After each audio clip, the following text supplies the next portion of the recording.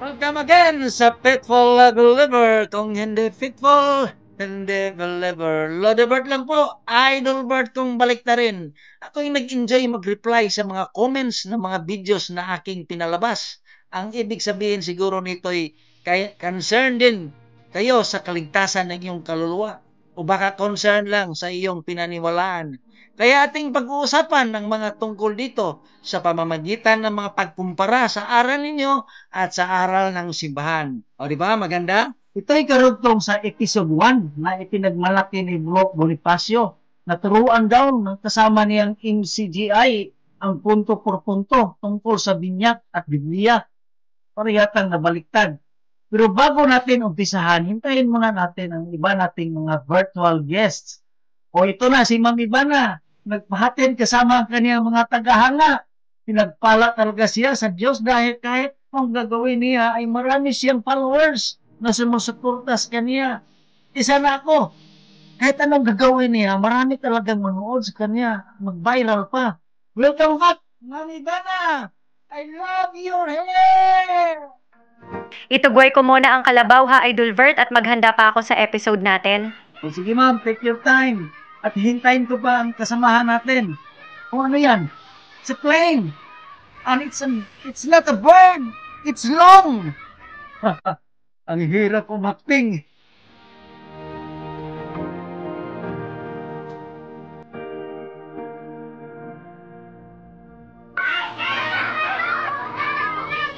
A few minutes later. Wala ka bang masakyan, Long? Ano bang sakyanan mo? Ito na, nakatransform lang, ililigpit ko na. Hindi ko kasi naabutan ng flight ni Bayani. Yun na si Bayani! Non-stop kasi ang sinakyan ko, kaya nag-drop na lang ako ng parachute. Sinigawan nga kita, Long, pero hindi mo yata ako narinig. Nandito na ba si Bonifacio? Ayusin mo muna ang buhok mo, bro. Bayani, malakas bang hangin sa itaas? Hello guys, magandang araw sa inyo. Biglang na lang sumulpot si Bonifacio. Ito na rin si Melay, suportado talaga ng sponsor niya. Iba talaga itong ating virtual guest. Walang tihik-tihiks production. Kumplito na tayo. Mag-oras muna tayo. Sa ngalan ng Ama, sa Anak, at ng Espiritu Santo. Amen.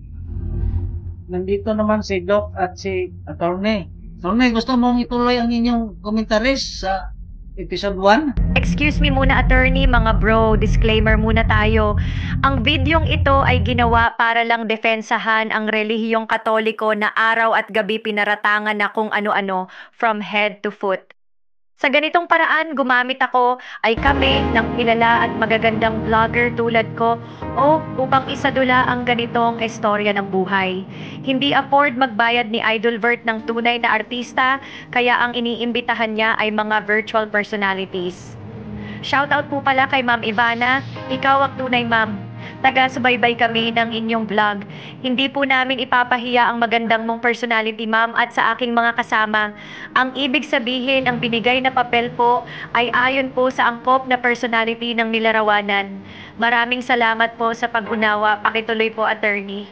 Salamat Ma'am Ivana sa pagkumpara at pagpaliwanag, hindi lang talata ng Biblia kundi pati na ang referensya at higit sa lahat pati na ang debate sa magkabilang panig ang ating bigyan diin. Sa Bisaya pa atong tiwasan, bigyan diin, ididiin. At kayo naman nasa comment section, doon din kayo magbigay diin sa inyong paniniwala sa comments. The more you comment, mas lalong aking maintindihan kung ano pa ang aking o aming pagkukulang. Tama naman, attorney. Pasensya na ha mga bro, medyo natagalan ako ng kaunti kasi nahirapan ako maghanap ng parking area ng aking sakyanan kaya pinatransform ko na lang na pasimple. Itanong ta nga natin ulit kay Bonifacio, kung gaano nga ba kagaling itong kaibigan niyang si Cornelio bago natin ipagpatuloy ang video tungkol pakikipagtagisan niya ng galing sa punto por punto staff tungkol sa Biblia. Unang-una, wag nyo na lang akong tawaging sa alias na Bonifacio. Ako si Tirada the Vlogger, nakita nyo naman ang grand entrance ko sa pagpasok dito. Tungkol naman kay Cornelio, malakas ang loob niya na lumaban sa punto por punto dahil pinanood niya ang halos lahat ng mga pamahayag ni Bro Ele, pati na ang programang Itanong Mo kay Soriano. Ako'y tiwalang-tiwala sa kaniya na talagang mabutata ng husto ang punto por punto, lalo na tungkol sa aral ng Biblia, talagang mapapahiya kayong mga CFD. Bago ipagpatuloy ang pag-emphasize o pagbibigay diin sa mga talakayan sa YouTube, gusto kong papasukin ang isa sa mga hinahangaan kong CFD sa Tagum na sobrang tapang at prangka. Sabi pa nga niya na kung nagagalit kayo, na sinasabi ko na kayo'y piki, magtanong kayo sa akin kung bakit. Let us welcome our new virtual guest by the name Chris Dusol.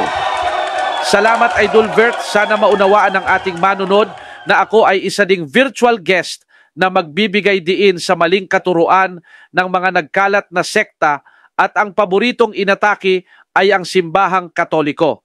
At kung palagay naman natin na ang simbahang Katoliko ay hindi tunay at kayo'y tunay, sino naman sa inyo na mahigit 40,000 na mga relihiyon ang siyang tunay? Yun lang muna mga bro ang patikim kong tanong. Saglit lang muna mga bro, dahil marami ng CFDs ang ating naipakilala, yung logo na lang nila ang ating ipakita.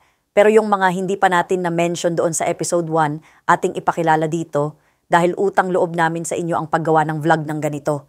Dahil sa inyo galing ang mga videos na aming pinagpulutan ng karunungan na naayon sa magisterium ng simbahan. O sige, ako ang mauna. Ipakilala ko sa inyo ang Factbuster PH ni Kaburnok na ang pinaka-expertise ay magsusuri ng mga pagbabatiko sa Katoliko upang kaniyang ihayag ang katotohan. Tulad ng pagtatampered ng letra sa Biblia upang kumampi sa kanilang pag-uunawa. Aba, mahirap mapansin yon, pero matiyaga talaga niyang sinusuri. Yung sa kaniya ay nagbubaking, ang sa atin naman ay nagdidiin upang lalong maliwanag sa pamamagitan ng pagbigay ng visual aid at iba pa. In behalf of Idol Vert, ang ipakilala kong channel ay ang Faith Seeking and Understanding ni Dr. Gonzalo Ditching. Marami akong natutunan sa kaniya tulad na lang ng kaibahan ng mortal sin at venial sin, Life of the Saints, CCC at marami pang iba. Okay nga yan si Dr. Ditching, kahit hindi siya makipagdebate, pero pwede ka magtanong batay sa kaniyang topic. Ang akin namang ipakilala ay itong vlogger na nagbunyag ng kasinungalingan tungkol sa mga Viking videos. Isa na dito ay ang nagminsan nag-viral tungkol sa mga pari o obispo kuno na nakipagsayaw.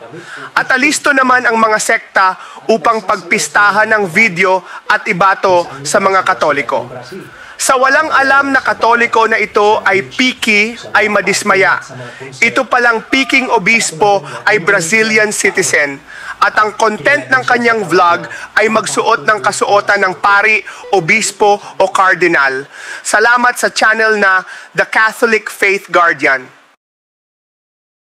Klase-klase talagang pandaraya ng mga laban sa Katoliko na kung hayaan lang ay lalong dumarami ang mga anak ng dyablo. I am sorry to say, but it is in the Bible, John 8:44, you belong to your father, the devil, and you want to carry out your father's desire, for he is a liar and father of lies. Kaya kailangan talagang ibunyag para hindi na makapangdaraya at kawawa naman ang mga naniwala. Marami pa yan bayani. Meron pang nagprosesyon na tinatakbo ang imahe, parang naghahabulan. Tuwang-tuwa naman ang anti-Katoliko, pero ang tunay na Katoliko ay nadismaya. Kasi walang Katoliko na gumawa ng prosesyon na ganyang kabastusan. Compile tayo ng mga ganyang video, attorney, upang mabigyan naman natin diin o ma-emphasize ang kanilang kasinungalingan. Sabi pa nga ni Milay, ating tiwasan. The more sila na magsisinungaling at mabubuking, the more sila na mapapahiya. Tama yan, Idol Vert. Kaya kayong nanonood, kung meron man kayong nakita ng mga videos na sisadyang paninira at hindi totoo, ibigay ninyo ang link sa comment section upang ating magawan ng commentaries. Isa na dito ang pagsasadula tulad ng aming ginagawa ng mga kasamahan kong virtual guests. Pagpasalitain muna natin si Bro Chris sa talakayan nila ni Cornelio ng MCGI at ng punto por punto tungkol sa bautismo. Anong masabi mo, Bro Chris? Tuturuan daw ang punto por punto ang sa atin lang. Sabi nyo ay magbigay diin, karamihan talaga sa MCGI ay over self-confidence at makikita yan sa kayabangan. Ang mali ni Cornelio ay pinauna magsalita si Bro Jandoy dahil tigsubaybay din Jando ni Soriano, kaya alam niya ang aral at limitasyon ni Soriano. Ang ginawa ni John Doe ay nilatag ang mga talata sa Biblia na panguntra na sa talata na baon-baon ni Cornelio para bang hinarangan na at hindi na makadaan ang talata ni Cornelio. Kaya from excited naging tulala si Cornelio hanggang nalantad na ganun lang pala kaliit ang kanilang alam sa Nga po, bautismo. pinagtatalunan pa namin mag-asawa na bakit hindi pa namin pinabibinyagan yung anak namin, malaki na. 3 years old na po kasi siya.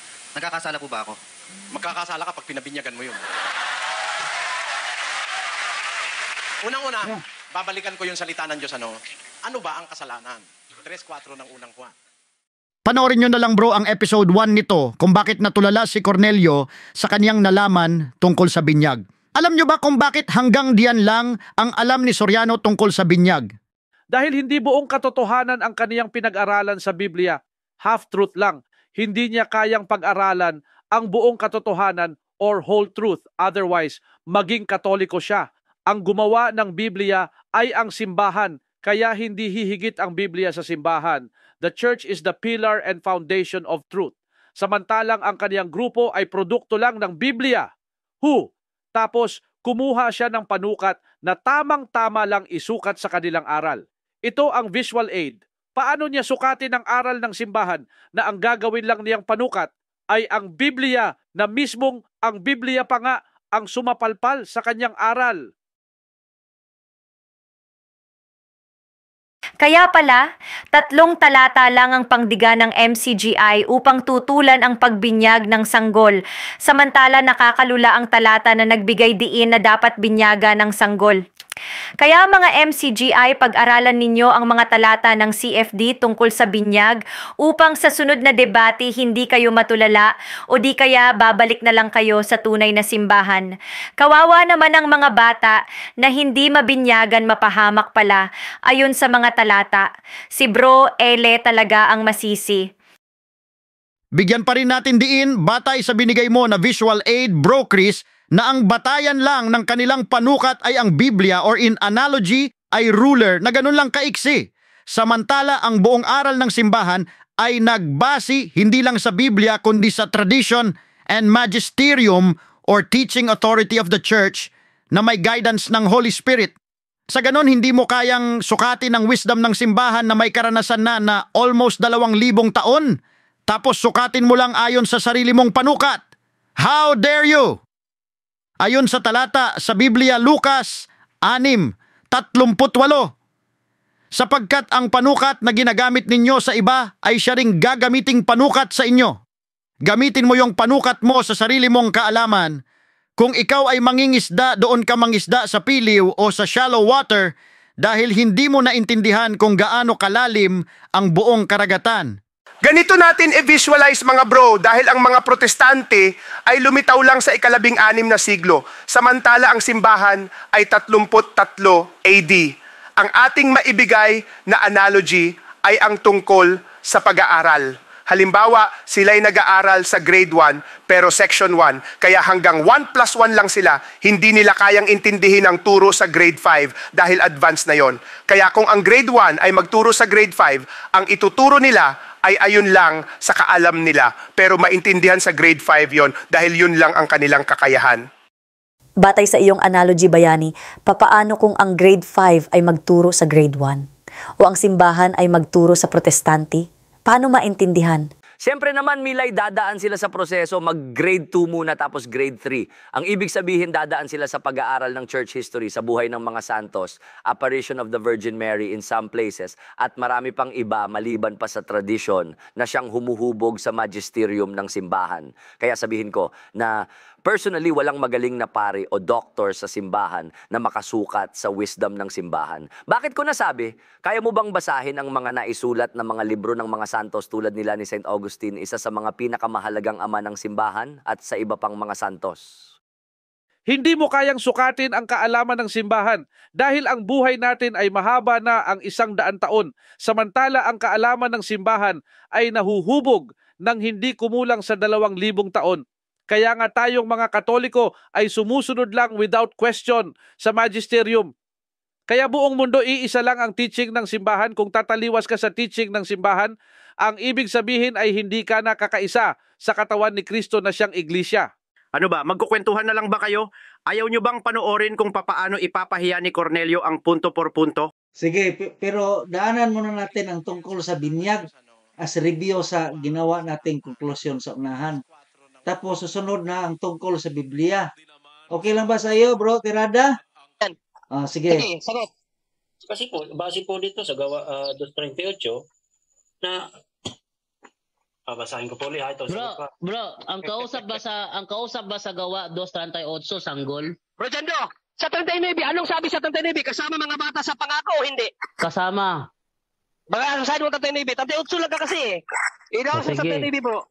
2:39 sabi sapagkat sa inyo ang pangako at sa inyong mga anak. Kasama pala mga anak. Kasama pala mga anak kapatid eh. Bakit mo pinuputol? Diyan tayo eh. Bro Jando, bigay ko na lang sa iba nating kasama yung pagkatanong bro. Tapos na ako. Salamat bro Jando. Kasi ganito yan. Sabi mo kasi tuturuan mo kami. Wala pa akong nakitang linaw mula sa'yo. Si Brother Johnny nakapagbigay na ng talata na ang sanggol may pananampalataya. Ako nakapagbigay ako ng talata na sa sinapupunan pa lang inilihin na sa kasamaan. Tapos ikaw wala ka pa napagpatunayan. So ikaw ngayon ang hanapan ko ngayon kapatid Cornelio. Meron ka bang talata sa Biblia na sinasabing bawal bautismuhan ng sanggol? Meron ka bang maibigay na talata? Wala. Ayun, may talata kami. Pero yun ang mga talata namin, yun ang mga batayan yun ang mga ginagawa niyong batayan na kandidato sa bautismo.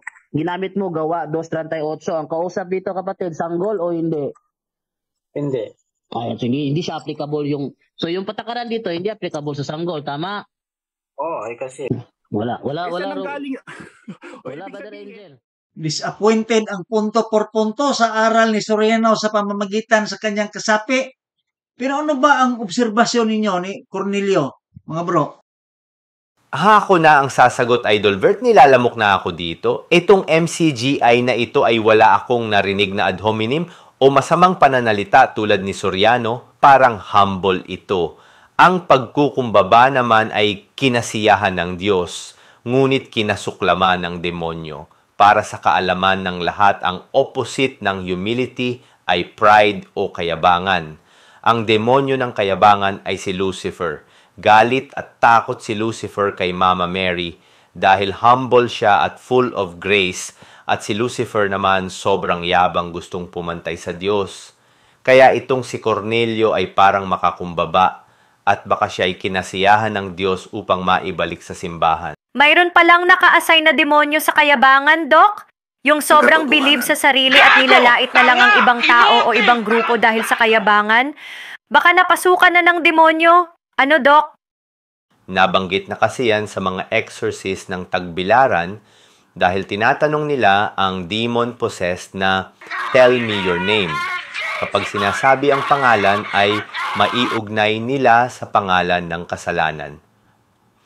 Mayroon kasing 7 mortal na kasalanan o 7 kapital na kasalanan at ang bawat sala ay may katumbas na pangalan ng demonyo. Palagay ko hindi ito alam ng mga protestante. Sa susunod, isa-isahin natin kung ano yung mga mortal sin at ang demonyo nito. O sige, ituloy muna natin ang pagtuturo di umano ni Cornelio ng MCGI sa staff ng Punto por Punto. Mabuti naman nandito na rin sa Zoom si Bonifacio na nagpakilalang si Tirada. Bro, sigurado ka ba na magaling itong si Cornelio sa Bible? Magaling yan, hanga ako dyan. Nililista pa na nga niya ang mga talata na tinuturo ni Bro Ele. Aba, mukhang magaling nga. O sige, roll VTR. Anong VTR long? Wala nang videotape recorder ngayon. Kung ganon, play clip na lang. Wala, Brother Angel. Ibig sabihin nun, mali ang pangangaral niya. Tama o hindi? Sige, palitan na lang natin, bro. Palitan na lang natin. Pabatayan natin itong mga nasa comment niya. Sabi niya, ang nag-compile ng Biblia, hindi Katoliko. Bago pa nagkaroon ng Katoliko, may Biblia na. Okay, bago pa nagkaroon ng Katoliko, may Biblia na. May batayan ka ba? Itong sinasabi mo kapatid na bago may Katoliko, may Biblia na. Ito ba Old Testament lang o Old and New Testament na? Old pa lang yan, old. Old pa lang, okay. So, yan. So, sa kanya, old pa lang. ang nag-compile. Yung sinasabi na nag-compile, naunawaan mo yung sinasabing nag-compile ang Katoliko ng Biblia? Alam mo ba ang ibig sabihin na nag-compile? Yung nag-translate? Ay, hindi. Nag-compile. Ano yung nag-compile para sa'yo? Nag-translate. Ay, hindi. Nag-compile is yung aklat na, halimbawa, Sacred Scroll. Anong aklat ito? Isaias. Yan. Ano yan? Sacred Scroll. Zacarias. Inipon, ginawang isang libro. Sinong gumawa nun? Lahat ng mga Sacred Scroll, ginawang isang aklat. Sinong gumawa nun? Yun ang compile. Yun ang compilation. Kaya nga compilation, kumbaga, para bang ipon ba? Inipon lahat. Ginawang isa. Sinong nagsagawa nun, bro? Sabi mo kasi kapag hindi Katoliko ang nag-compile dahil bago pa nagkaroon ng Katoliko, may Biblia na. O sino ba ang nag-compile? Ang mga propeta at mga apostol. Anong aklat yung kanilang ano yung mga ano yung aklat na kinumpile nila? Ang kinumpile ng mga propeta, yung mga sa lumang tipan at sa New Testament naman. Ibig sabihin mo ba na sa panahon nila is isang libro na, nasa isang aklat na yung Genesis, Levitico, Exodo, Deuteronomy, Numbers, sa isang aklat na yon? Oo. Ay, nasa isang aklat. Bakit sinasabi sa Lucas 4:18, ang Sacred Scroll na binuksan ni Kristo ay sa aklat lang ni Isaias? Buo na pala. Alam mo ba ano yung Sacred Scroll? Bro, nalilito na yata. Bigyan natin ng basic lang. Basic muna si teacher. Teacher, okay. Alam mo ba ibig sabihin ng Biblia, bro? At saka kung saan galing ang root word ng Biblia? Pakisagot, teacher. Sabi mo, tuturuan mo kami. Ano ibig sabihin ng Biblia? Saan galing root word ang mismong salitang Biblia? Ang salitang Biblia? Yes, root word niya, yung pinanggalingan. Sabi mo, tuturuan mo kami, teacher. Ay, kaya nabo. Bro Angel, parang mahirap din yata niya, bro Angel. Parang ito na lang, bro, pinakamadali. Alam mo ba, bro, paano? Pasagutin natin muna. Sige. Ito, bro, kapatid, ito alam mo ba na yung Biblia ay salita ng Diyos? Ay, hindi. Bro, Brother General. Mamaya na, patapusin natin si Brother Angel muna. Bro Tendo, inano ko lang kung alam ba na yung Biblia ay salita ng Diyos, hindi raw. Bro, sa kanila, bro, hindi yan salita ng Diyos. Sa kanila, ang Biblia contains the Word of God. Contains. Hindi salita pa rin ng Diyos yun. Hindi, kasi sa kanila yung salita ni Satanas na nasa Biblia, hindi salita ng Diyos yun. Okay. Kaya, para maunawaan mo sila, ako naunawaan ko sila. Bakit? Idol ko yung leader nila Idol ko. At saka, nanonood ako ng kanyang programa simula na ako'y nasa high school hanggang sa ako'y nag-college. Paborito kong programa yung kanilang leader. Kaso nga lang, hindi ako fanatic. Kaya nakikita ko yung mali. O sa kanya, siya yung ating pasagutin, no? Brother Angel, may follow-up ka pa sa kanya, Brother Angel? Hindi, ang dami nga tanong na hindi pa nasasagot ni teacher. Wala pa talaga nasasagot. Biblia, dun pa isa-isa lang kasi para hindi siya malito ka.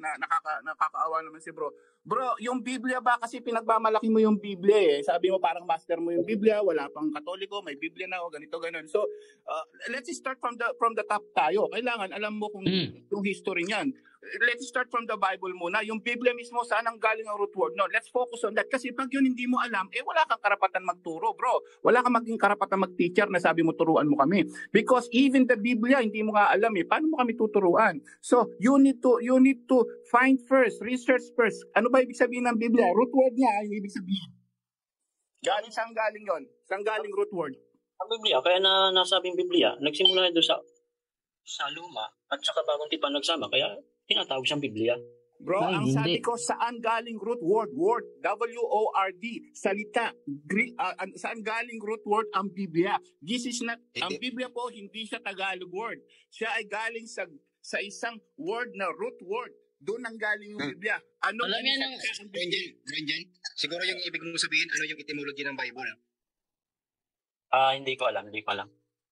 Paano ka mo kami tuturuan? Wala tayong magagawa, bro. Hindi niya alam, bro Pero sa totoo lang, tinuro na yan ni Idol. Sabi ni Idol, ang Biblia is a Greek word plural na sa Biblion, na ibig sabihin is mga aklat. Yeah. Para matuto ka, bro, ang Biblia means, from the Greek word, Biblion. Biblia. Okay. It's like a library. Pag sinabi mong a small library, pinagsama-samang libro. May word na Biblios, single word yon, single books. So mas malinaw po, doon pala mag-umpisa ka. And then next question ko, last ko, sino ba nag-compile from Greek to Latin? Ang pinakaunang Biblia sa buong mundo, original po. Sino po nag-compile? Compiled Bible. Hindi ko alam. Teacher, sabi ko, tuturuan mo kami. So, nakakaya lang sa mga tao. Ewan ko kung gusto niyo pang ituloy ito, bro. Kanina pa siya walang alam. Just stop. Bro, pagbigyan natin kasi tuturuan niya tayo eh. Wala siyang naituro. Wala tayong magagawa. At least makita niya na wala siyang naituro. Okay lang yun. Okay, na lang natin. Last question na nga. Last question po. Binabasa mo ba King James Version po? King James Version, tsaka yung dating Biblia. Okay. Isusunod ko lang po, ano kung ibig sabihin ng version? Original o kinopya lang? O kinopya? Kinopya lang eh. Okay, kinopya. Kaya nga version, di ba? So pag sinabi mo version yan, kinopya yan. Kanino nang galing ang pinaka-original yan? 382 AD pa lang na pinaka-unang-unang na-compile ang Biblia. Saan galing po at sino nag-compile? Bago magkaroon ng version.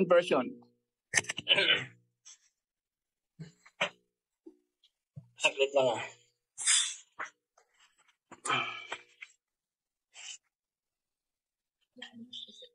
Pagtandaan po natin mga kapatid, lahat ng mga nakikinig ngayon, ang nagtuturo sa inyo, ang hawak niya version lang, hindi yan original. So wala silang karapatan mag-interpret.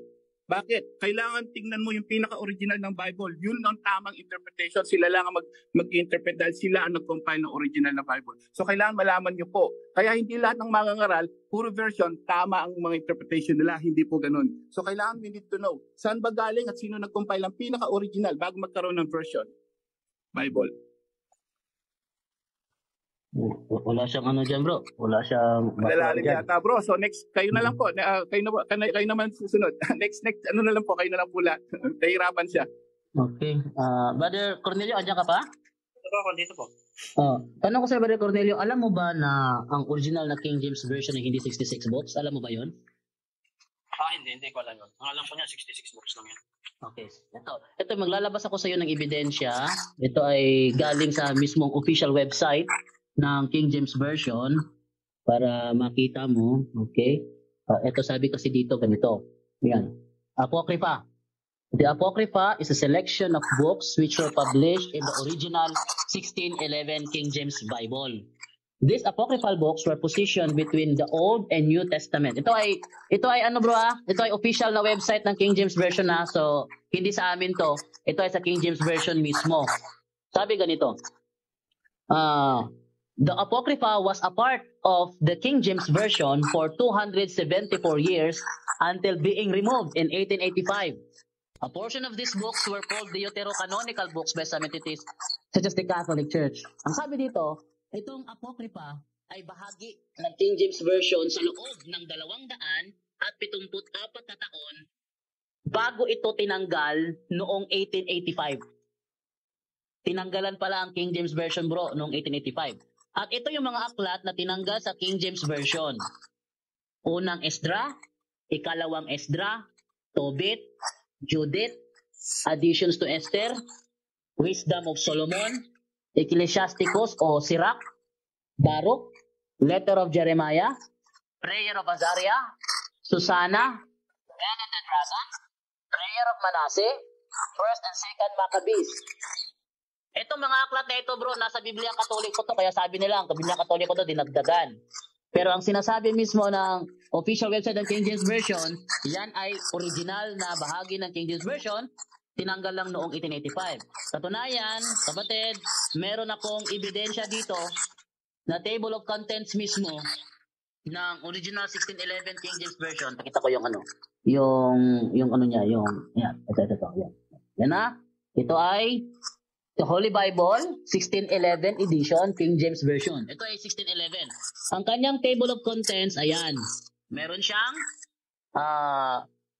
Esdra.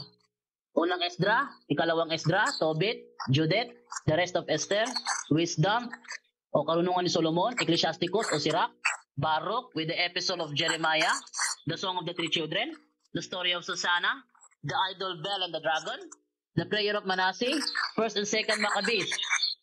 Eto, hindi ba tinuro sa inyo ito ng inyong leader na ang King James Version noong unang labas, 1611, ay hindi siya 66 books, naging 66 lang noong 1885?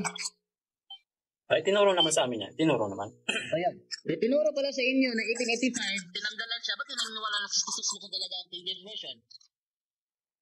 Base kasi dito sa yung 66 original printing ng of the ito na nga bro. 1611 King James Version, no? May table of content pa ako rito. 1611.